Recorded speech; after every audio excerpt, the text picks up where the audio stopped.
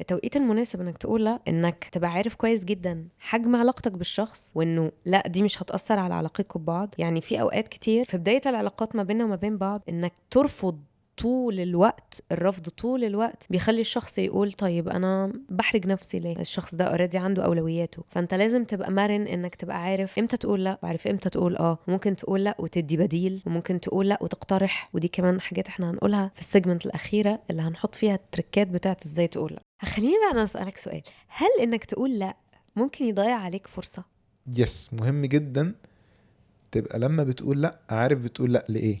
زي مثلا لو في تجمع بالليل بيحصل لناس وأشخاص مهمين وانت اتعزمت ورفضت وقلت لا، ده هيضيع عليك فرص كتير مهمة في المستقبل، بالأخص لو الناس دي هما business people. مهم جدا انك تفهم الطلب اللي بيطلب منك قبل ما تقول لا او عشان ممكن بس بقولتك لا تضيع عليك فرص مهمة جدا. فخليني بقى انا من السؤال ده اسألك، ليه يا ايمان القرب او البعد عن الناس مش مربوط بكام لا؟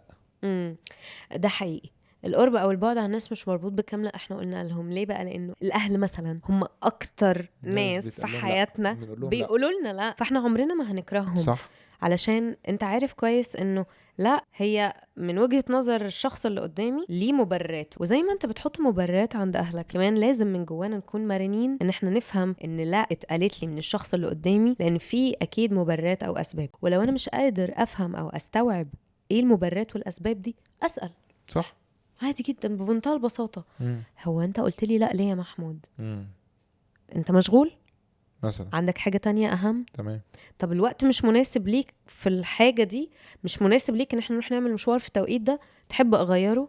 علشان ما بقاش انا اخدت موقف منك بناء على لا اللي انت قلتها لي، وانت فعليا عندك رد وعندك سبب، وممكن يكون عندك بديل. يمكن التوقيت مش مناسب، يمكن المشوار ده انت عندك فكرة افضل ليه، بس لاني انا ما سألتش فبالتالي انت توقعت ان انا عندي خلفية عنها. فلازم نسأل. صح. يعني ما نسيبش اللا او هي تكون السؤال الإجابة النهائية لأي سؤال احنا بنسأله.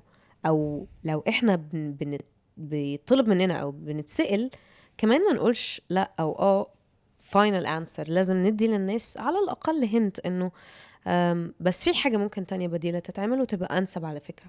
بدل ما تعمل ده وتضيع يومك كله في المشوار ده، طب ما تعمل مشوار أقصر وحيوفر عليك 5-6 ساعات من يومك. صح.